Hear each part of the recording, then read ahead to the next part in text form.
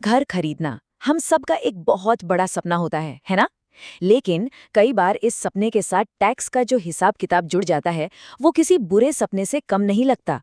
क्या कभी सोचा है कि नए घर की जो कीमत हम चुकाते हैं, उसमें जीएसटी का कितना बड़ा रोल है? तो चलिए आज इस पूरी प्रक्रिया को एकदम आसान बनाते हैं और समझते हैं रियल एस्टेट पर लगने वाले गुड्स एंड सर्विसेज टैक्स यानी जीएसटी के हर छोटे बड़े पहलू को।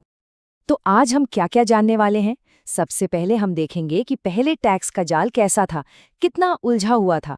फिर समझेंगे कि जीएसटी ने आकर इसे कैसे आसान बना दिया। हम उन जरूरी नंबर्स पर बात करेंगे जो सीधे हमारी जेब पर असर डालते हैं। कुछ छुपे हुए खर्चों से पर्दा उठाएंगे और कुछ सबसे कॉमन मिथकों को भी तोड़ेंगे। और आखिर में इन सबको जोड़कर देखेंगे कि एक घर खरीदार के लिए इसका असली मतलब क्या है।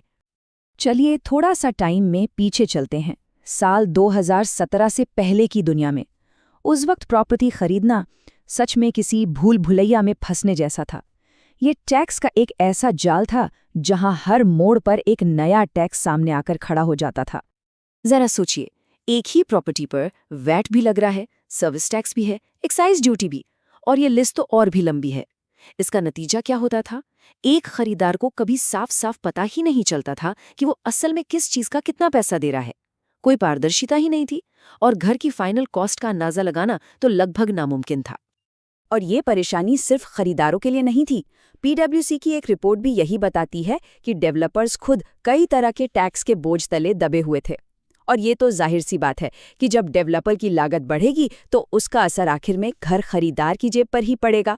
तो इस पूरी उलझन को सुलझाना बहुत जरूरी हो गया था। और फिर वो बड़ा बदलाव आया जीएसटी के रूप में, जिसका एक ही मकसद था, एक देश एक टैक्स। चलिए देखते हैं कि इस एक कदम ने रियल एस्टेट सेक्टर की पूरी तस्वीर कैसे बदल दी। 1 जुलाई 2017 ये तारीख भारतीय टैक्स के इतिहास में बहुत बड़ी है। इसी दिन जीएसटी लागू हुआ और इसका लक्ष्य बिल्कुल साफ था, दर्जनों अलग अलग टैक्स को हटाओ और एक सिंपल सिस्टम बनाओ। और इसी से टैक्स की दुनिया में वो सरलता और पारदर्शिता आए जिसकी बहुत ज्यादा जरूरत थी। अब जरा देखिए कि ये बदलाव कितना बड़ा था। केंद्र के एक्साइज और सर्विस टैक्स से लेकर राज्यों के वैट और एंटरटेनमेंट टैक्स तक कितने ही बड़े बड़े टैक्स एक ही छत के नीचे आ गए, और उस छत का नाम था जीएसटी।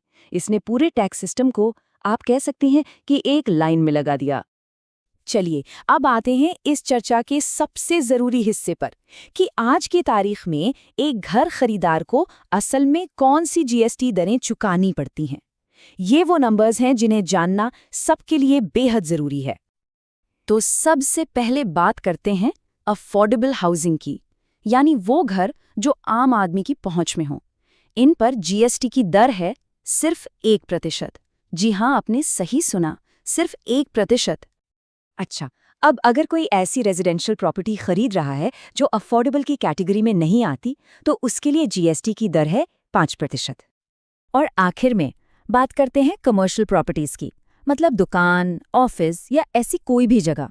तो यहाँ जीएसटी की दर थोड़ी ज्यादा है, ये है 12%। तो ये 3 नंबर याद रखने हैं, 1, 5 और 12%। लेकिन कहानी में एक और जरूरी पहलू है, इनपुट टैक्स क्रेडिट या आईटीसी। मजेदार बात यह है कि रेजिडेंशियल प्रॉपर्टी पर डेवलपर्स को इसका फायदा नहीं मिलता, लेकिन कमर्शियल पर मिलता है। हम आगे समझेंगे कि ऐसा क्यों है और इसका क्या मतलब है। दरअसल अप्रैल 2019 में एक बहुत बड़ा बदलाव किया गया था। सरकार ने रेजिडेंशियल प्रॉपर्टीज के लिए जीएसटी की दरें तो घटा दी, लेकिन साथ ही डेवलपर्स के लिए इनपुट टैक्स क्रेडिट का फायदा भी हटा दिया। अब आप सोचेंगे ऐसा क्यों किया? ऐसा इसलिए किया गया ताकि कम रेट्स का सीधा फायदा घर खरीदारों तक पहुंचे और सिस्टम को और भी सरल बनाया जा सके। तो ये 1% वाली अफोर्डेबल हाउसिंग आखिर है क्या चीज? इसके लिए सरकार ने 2 शर्तें रखी हैं। पहली, प्रॉपर्टी की कीमत 45 लाख रुपए से ज्यादा नहीं होनी चाहिए, और दूसरी, उसका कारपेट एरिया मेट्रो शहरों में 60 स्क्वायर मीटर और दूसरे शहरों में 90 स्क्वायर मीटर से ज्यादा ना हो। जब ये दोनों शर्तें पूरी होती हैं, तभी उस पर 1% जीएसटी लगता है। अच्छा, प्रॉपर्टी की कीमत पर जो जीएसटी लगता है वो तो एक बात हुई, लेकिन इसके अलावा भी कुछ और खर्चे होते हैं जिन पर जीएसटी देना पड़ता है। ये समझना बहुत ज़रूरी है कि जीएसटी सिर्फ घर की बेसिक कीमत पर नहीं, बल्कि उससे जुड़ी कई और सर्विसेज पर भी लगता है, जैसे कि होम लोन की प्रोसेसिंग फीस, ब्रोकर को दी जाने वाली फीस या फिर पार्किंग और बिजली पानी के कनेक्शन चार्ज।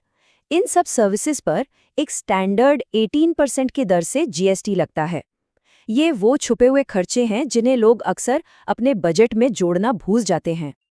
अब बात करते हैं मेंटेनेंस और किराए की। यहाँ नियम थोड़े से और पेचीदा है, ध्यान से सुनिएगा। अगर सोसाइटी का मंथली मेंटेनेंस 7,500 रुपए से ज़्यादा है और साथ ही आपकी आरडब्ल्यूए का सालाना टर्नओवर 20 लाख से ज़्यादा है, तो आपकी पूरे मेंटेनेंस बिल पर 18% जीएसटी लगेगा। और हाँ, कमर्शियल प्रॉपर्टी के किराए पर तो यह 18% जीएसटी हमेशा ही लगता है। जीएसटी को लेकर लोगों के मन में बहुत सारी गलतफहमियां हैं। तो चलिए अब रियल एस्टेट से जुड़ी कुछ सबसे कॉमन धारणाओं को दूर करते हैं और जानते हैं कि सच क्या है। ये सवाल शायद सबसे ज्यादा पूछा जाता है कि अगर कोई बना बनाया घर खरीद रहा है तो क्या उस पर भी जीएसटी देना पड़ेगा? इसका जवाब है एक बड़ा और साफ नहीं। जीएसटी सिर्फ और सिर्फ अंडर कंस्ट्रक्शन प्रॉपर्टीज पर लगता है। जिस पल किसी बिल्डिंग को कंप्लीशन सर्टिफिकेट मिल जाता है, वो कानूनी तौर पर रेडी टू मूव हो जाती है और उसके बाद उस पर कोई जीएसटी नहीं लगता। ये एक बहुत ही जरूरी बात है।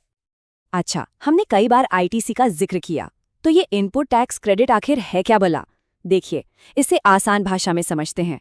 ये एक ऐसा सिस्टम है जिससे एक डेवलपर कंस्ट्रक्शन में इस्तेमाल हुई चीज़ों जैसे सीमेंट और स्टील पर जो टैक्स वो पहले ही दे चुका है, उसे अपनी फाइनल टैक्स देनदारी से घटा सकता है। चलिए इसे एक छोटे से उदाहरण से समझते हैं। मान लीजिए एक डेवलपर ने कंस्ट्रक्शन मटेरियल पर 21,000 रुपए का टैक्स दिया और अब उसे फाइनल प्रॉपर्टी बेचने पर सरकार को 25,000 रुपए का टैक्स देना है। तो आईटीसी के जरिए वो पहले चुकाए गए 21,000 रुपए को माइनस कर सकता है और उसे सरकार को सिर्फ बचे हुए 4,000 रुपए ही जमा करने होंगे। तो इन सब नियमों, दरों और बदलावों का एक आम घर खरीदार और डेवलपर के लिए आखिर मतलब क्या निकलता है? चलिए अब जरा बड़ी तस्वीर देखते हैं।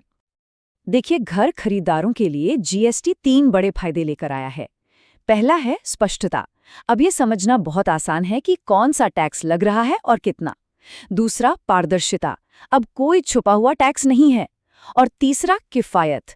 खासकर जो 1% की दर है, उसने अफोर्डेबल हाउसिंग को वाकई में बढ़ावा दिया है। लेकिन एक बहुत जरूरी बात याद रखनी होगी। प्रॉपर्टी से जुड़े 2 बड़े खर्चे, स्टैंप ड्यूटी और रजिस्ट्रेशन चार्ज, ये जीएसटी के दायरे से पूरी तरह बाहर हैं। ये टैक्स अभी भी राज्य सरकारें ही वसूलती हैं और ये पहले की तरह ही लगते हैं। तो अब जब टैक्स का रास्ता पहले से कहीं ज्यादा साफ है और सरकार का फोकस भी किफ़ायती घरों पर है, तो एक बड़ा सवाल उठता है कि क्या ये प्रॉपर्टी में निवेश करने के लिए एक बेहतर समय है? देखिए, इसका जवाब तो हर किसी के लिए अलग हो सकता है, लेकिन एक बात पक्की है, जानकारी के साथ लिया गया फैसला हमेशा बेहतर होता है।